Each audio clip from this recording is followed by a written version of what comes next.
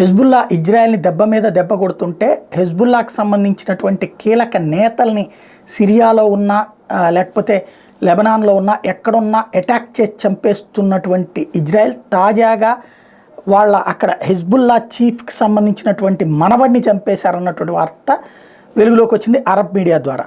And IDF strike reportedly killed Hezbollah chief Hassan Nasrallah's grandson on Saturday. Abbas Ahmed Khalil was reportedly among the 3 Hezbollah militants killed in South Lebanon. The development was reported by Arabic media outlets including Syria's Voice of the Capital. The report claimed 3 Hezbollah militants were killed in a vehicle in Lebanon's Naqoura.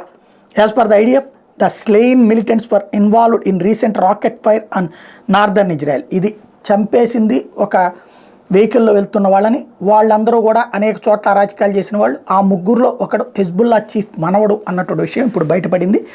ఇద్దరు కూడా ధృవీకరిస్తున్నారు ఆ విషయాన్ని.